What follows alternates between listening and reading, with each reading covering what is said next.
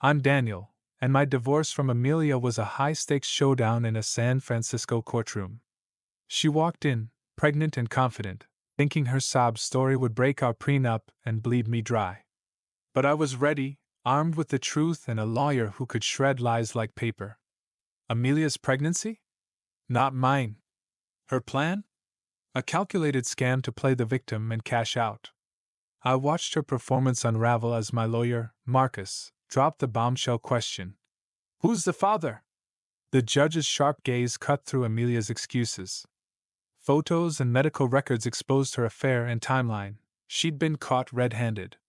Her facade crumbled, her lawyer froze, and the courtroom buzzed with shock. The judge slammed her with fines and a fraud investigation, leaving her scheme in ruins. But Amelia didn't stop. She hired a shady PI, sent threatening emails, and tried to smear me. I turned the tables, and her extortion plot backfired spectacularly. Courtroom battles, betrayal, and a desperate ex-wife pushed to the edge. This is my fight for justice. From her dramatic outbursts to her final defeat, every move she made dug her deeper. I walked away free, while Amelia faced the consequences of her lies. Her social media went dark, her allies vanished, and her story became a cautionary tale. Stay with us to find out how this saga ends, and don't forget to like and subscribe. I sat in the dimly lit courtroom of the San Francisco Superior Court, the air thick with tension and the faint hum of anticipation. My soon-to-be ex-wife, Amelia, strode in, her belly prominently rounded with pregnancy, her eyes glinting with a confidence that bordered on arrogance. She thought she had me cornered, that her condition would sway the judge into granting her a hefty payout, prenup be damned. But she didn't know I'd been waiting for this moment, armed with the truth and a lawyer who could carve through lies like a hot knife through butter. This wasn't just a divorce hearing. It was the unraveling of Amelia's grand scheme, and I had a front-row seat to watch her dig her own grave. The divorce had been a nightmare from the start. Amelia had turned every step into a battlefield, filing frivolous motions, delaying proceedings, and playing the victim to anyone who'd listen. If she'd put half that energy into our marriage, maybe we wouldn't be here. But Amelia was never one for commitment. She was a master of manipulation, always chasing the next big score. When she walked into that courtroom, her hand cradling her belly like a prop in a melodrama, I nearly laughed. Not because I doubted the pregnancy, but because I knew it wasn't mine.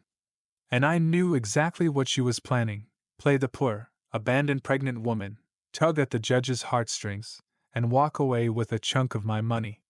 I leaned back in my chair, calm and collected, while my lawyer, Marcus, sat beside me, his expression unreadable but his eyes sharp. Marcus was a legal shark, the kind of attorney who could smile politely while dismantling your entire case. I didn't usually trust lawyers, but Marcus had earned my respect over the past year, methodically countering every one of Amelia's stunts. Across the room, Amelia's lawyer, a nervous young guy named Tyler, looked like he was already regretting taking her case. He was probably fresh out of law school, lured by the promise of a high-profile win. Poor kid didn't know what he was in for. Amelia played her part to perfection.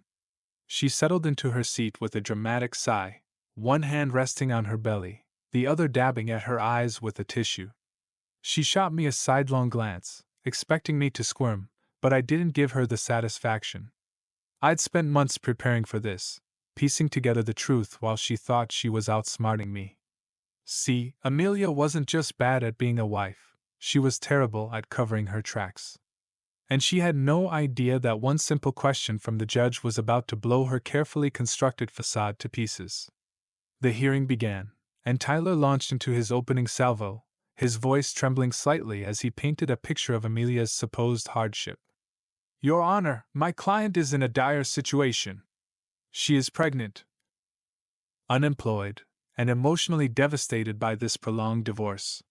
She has been left with nothing, and we ask the court to consider her vulnerable state when determining financial support. Amelia sniffled on cue, her performance Oscar-worthy. I didn't react. Marcus didn't either. We just waited, letting her build her house of cards. When Tyler finished, Marcus stood, his movements deliberate, his tone calm but laced with steel.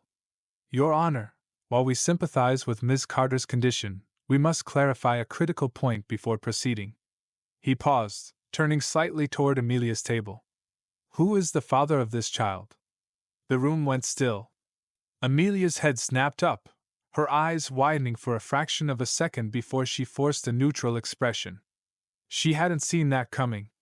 She'd banked on the court accepting her pregnancy at face value, assuming no one would dare question a pregnant woman's sob story. But Marcus wasn't asking out of curiosity. He was setting a trap, and Amelia was already halfway in. Tyler stammered, clearly caught off guard. My client believes the petitioner is the father. The word believes hung in the air like a bad joke. I bit back a smirk. Believes? That was the best they could do?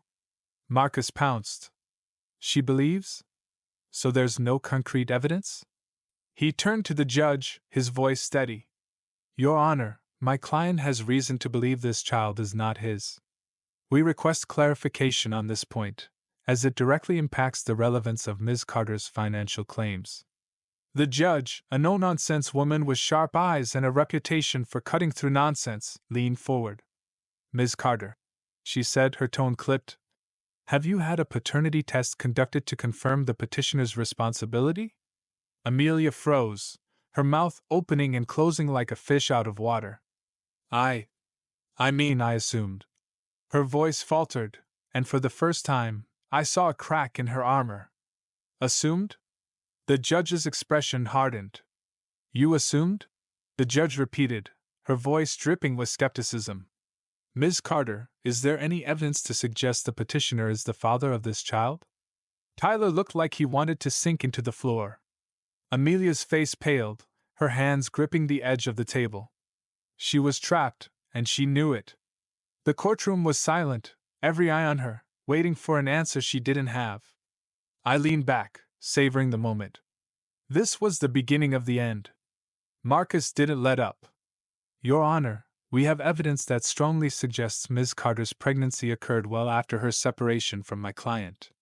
He produced a folder, sliding it across to the judge.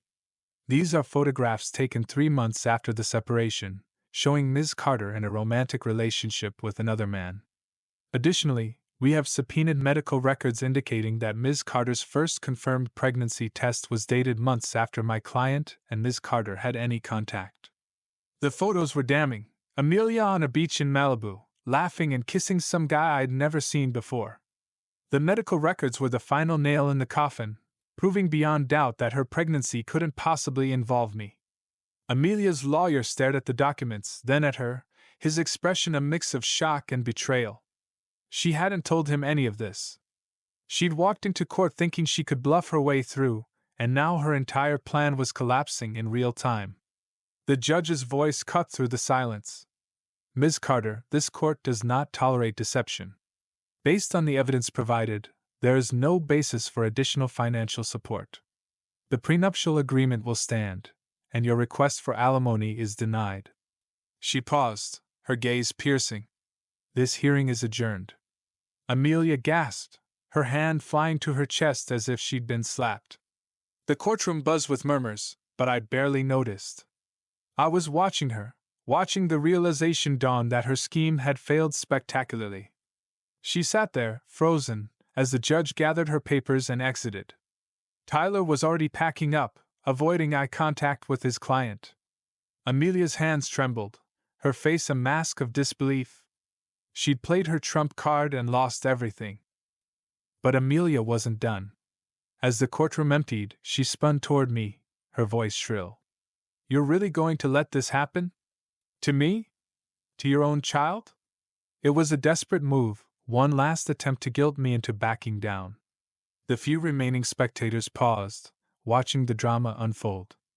I smiled, slow and deliberate. Amelia, you want to keep pushing this? We can get a court-ordered paternity test right now. Go ahead, make your case. My voice was calm, but the challenge was clear. She had nothing, and we both knew it.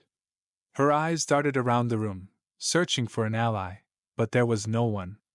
Not her lawyer, not the judge, not even the court clerk, who was busy filing paperwork. She was alone, and for the first time, I saw real fear in her eyes. She opened her mouth to speak, then closed it, defeated. The fight drained out of her, and she slumped back in her chair. I didn't stick around to gloat. Marcus and I walked out, my mother following close behind. She'd been skeptical of my approach, worried that dragging this out would hurt more than it helped.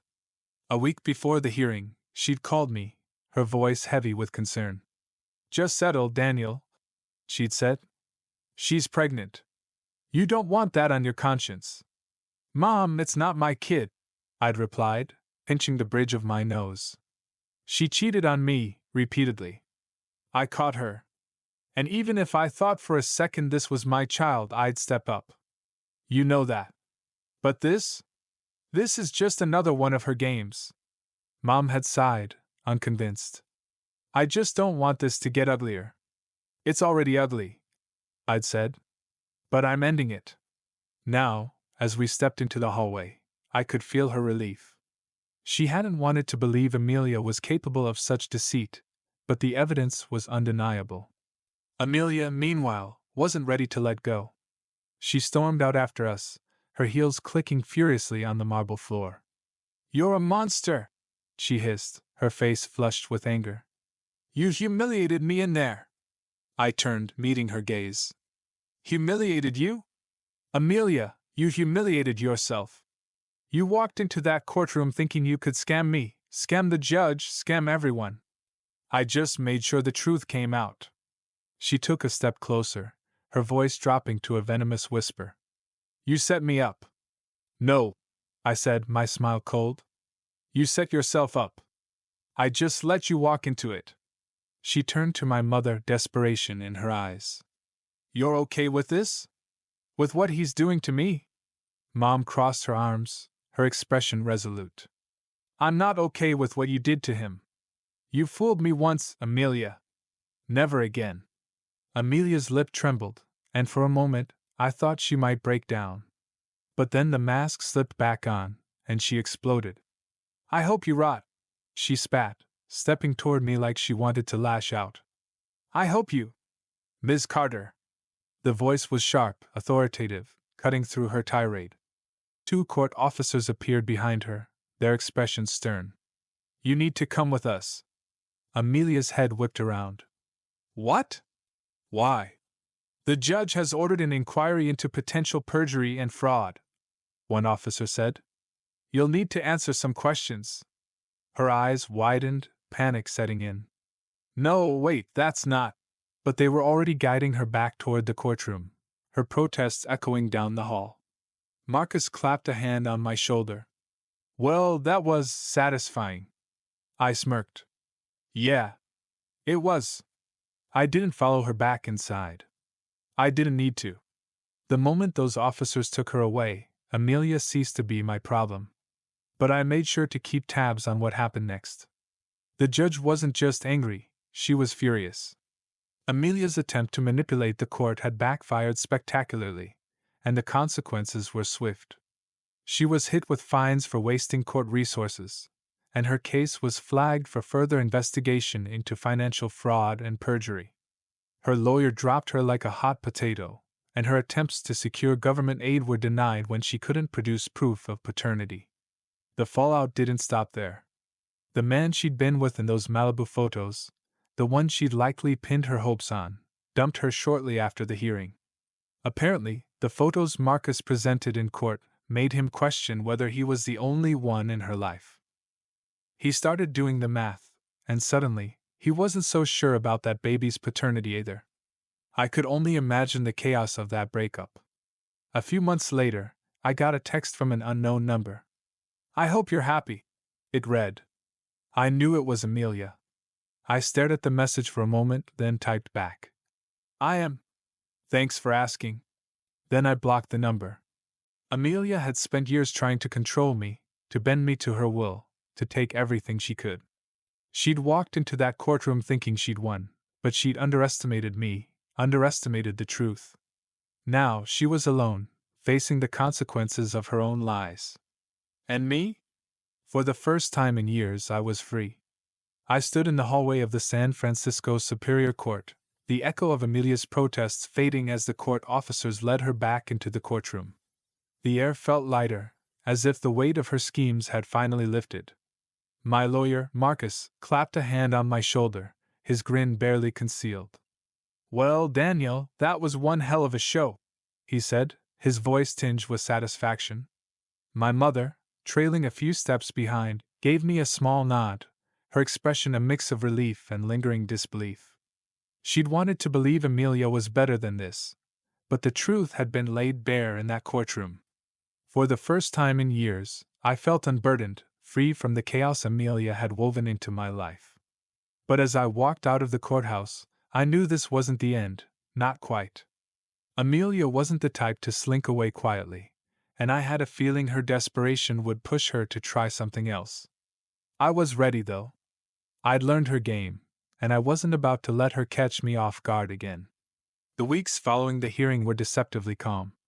I threw myself back into work, managing my tech startup in Silicon Valley, where the pace was relentless but the rewards were worth it. My company, a cybersecurity firm I'd built from the ground up, was on the verge of a major deal with a government contractor. It was the kind of deal that could put us on the map, and I wasn't about to let Amelia's drama derail it. Still, I kept my guard up, checking in with Marcus regularly to ensure there were no new filings or surprises from her camp.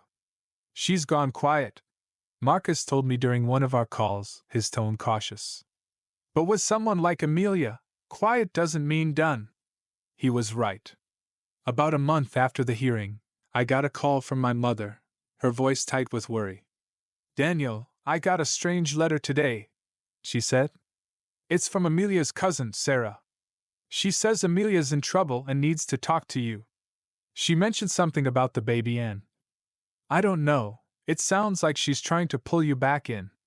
I pinched the bridge of my nose, a familiar frustration bubbling up. "Mom, it's another ploy. Sarah's always been Amelia's errand girl. Whatever this is, it's not about the baby, it's about money or leverage." I know, Mom sighed. But she sounded so desperate on the phone. I don't want you to get dragged into something worse." "Trust me, Mom, I'm not getting dragged anywhere," I said firmly. "Send me the letter. I'll handle it." The letter arrived in my inbox later that day, a scanned copy of a handwritten note from Sarah. It was dripping with melodrama, claiming Amelia was struggling to survive, and that the stress of the divorce had put her health, and the baby's, at risk. She begged me to meet with Amelia. Just to talk, and included a vague mention of new information that could change everything. I read it twice, not because I believed a word of it, but because I was trying to figure out her angle. Amelia wasn't stupid enough to try the paternity scam again, not after the judge's ruling and the threat of a perjury investigation. So what was this? A guilt trip? A new lie? Whatever it was, I wasn't walking into it blind. I called Marcus and forwarded him the letter. "She's fishing," he said after a quick read. "This new information nonsense is a classic bait and switch. She's probably hoping you'll show up, offer a settlement, or at least give her something she can twist into a new claim." "So what's the play?" I asked. Leaning back in my office chair, staring out at the San Francisco skyline. "We don't take the bait," Marcus said. "But we don't ignore it either. Let me dig into what she's been up to. If she's reaching out through her cousin, she's desperate, and desperate people make mistakes." I agreed, and Marcus got to work. Meanwhile, I couldn't shake the feeling that Amelia was planning something bigger than a sob story letter. She'd always been a performer, but she was also a planner, someone who thought 3 steps ahead, or at least believed she did. The problem was, she'd never been as clever as she thought. Her lies were elaborate but sloppy, and I'd spent years learning to spot the cracks in her stories. If she was coming for me again, I'd be ready. A week later, Marcus called with news. "You're not gonna believe this," he said, a hint of amusement in his voice. "Amelia's been shopping for a new lawyer, but she's also been making noise on social media. Nothing direct, but she's posting cryptic stuff about injustice and fighting for what's right. My guess? She's trying to build a narrative, maybe even crowdsource sympathy to pressure you. I laughed, shaking my head. She's really going for the public pity party, huh? Oh, it gets better, Marcus said. I had a friend check her recent activity. She's been in contact with a guy named Victor Rees, a small-time private investigator with a shady reputation. Word is, she hired him to dig up dirt on you, anything she can use to reopen the case or smear you publicly. I felt a flicker of anger, but it quickly gave way to amusement. She's hiring a PI to find dirt on me? Good luck with that. I'm not the one with a trail of lies. Exactly, Marcus said. But here's the thing, Victor's not exactly discreet. My friend got wind of some emails between him and Amelia. She's pushing him to find something big, and she's promising a cut of whatever she gets out of you. Sounds like she's banking on a smear campaign to force a settlement. I leaned forward, my mind racing. Can we get those emails? Already working on it, Marcus said. If we can prove she's trying to fabricate evidence or extort you, it's game over. The court's already got her on their radar for perjury. This would bury her. I spent the next few days on edge, not because I was worried about what Victor might find. My life was an open book, and I'd made damn sure to keep it that way, but because I knew Amelia wouldn't stop until she'd exhausted every option.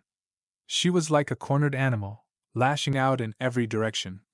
But I wasn't about to let her drag me down with her. Sure enough, the next move came faster than I expected. I was at a coffee shop in the Mission District, going over some contract details for the government deal, when my phone buzzed with a text from an unknown number. Check your email. You're not as clean as you think. My pulse quickened, not out of fear but curiosity. This had Amelia written all over it. I opened my laptop and found an email from an anonymous account. Attached was a grainy photo of me at a bar, talking to a woman I vaguely recognized as a colleague from a networking event last year. The email claimed I'd been caught in a compromising situation, and suggested I reconsider my stance on the divorce settlement before this evidence went public. The threat was laughably amateur. There was nothing compromising about the photo, and the timestamp was from months after Amelia and I had separated. But it was a clear attempt to rattle me, to make me think she had something real. I forwarded the email to Marcus immediately. She's getting sloppy, I wrote. This is her big play? Marcus called me within the hour. This is gold, he said, barely containing his excitement. The email's traceable to an IP address linked to Victor Rees' office. And the photo? It's from a public event. You're literally surrounded by a dozen other people in the full shot. She cropped it to make it look shady, but we've got the originals from the event's photographer. She's got nothing. So what's next? I asked, sipping my coffee, feeling a strange mix of relief and anticipation. We turned the tables, Marcus said. I'm filing a motion to have her investigated for attempted extortion. We've got the email, the IP trace, and Victor's involvement. If we can tie this to her directly, she's looking at serious consequences, maybe even criminal charges. I hesitated for a moment. Part of me wanted to let it go, to move on and leave Amelia to her self-inflicted misery. But then I remembered the years of lies, the manipulation, the way she tried to weaponize her pregnancy to scam me. She didn't get to walk away from this, not after everything. Do it, I said. Let's end this for good. The next few weeks were a whirlwind. Marcus worked his magic, pulling together a case that was airtight. The emails between Amelia and Victor were subpoenaed, revealing a clear pattern of her instructing him to find or create dirt on me. She'd even sent him a list of my regular hangouts, hoping he'd catch me in something she could twist. The stupidity of it was almost comical. She'd put her entire plan in writing, as if she thought no one would ever look. Victor, sensing the heat, flipped on her almost immediately, providing Marcus with a sworn statement that Amelia had hired him to fabricate evidence. He claimed he'd only gone along with it because she'd promised him a big payout, but when he realized she had nothing to back it up, he bailed. Amelia, meanwhile, was spiraling. Her social media posts grew more erratic, oscillating between self-pity and veiled threats. She posted a tearful video claiming she'd been betrayed by everyone, conveniently leaving out her own role in the mess. Her followers, mostly distant acquaintances and a few sympathetic strangers, ate it up, flooding her comments with support. But the narrative was starting to crack. A few people, likely tipped off by the court proceedings, began asking pointed questions. Why was she still fighting a settled divorce? What was the truth about the baby's father? Amelia deleted those comments, but the damage was done.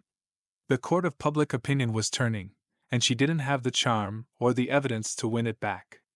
The final blow came at a follow-up hearing, scheduled to address Marcus's motion for an extortion investigation. I didn't have to be there, but I went anyway. I wanted to see it through, to watch Amelia face the consequences of her actions. The courtroom was quieter this time, the air heavy with the weight of what was about to happen. Amelia sat alone at her table, her new lawyer, a grizzled veteran who looked like he'd rather be anywhere else, barely glancing at her. Tyler, her previous lawyer, had wisely cut ties after the last disaster.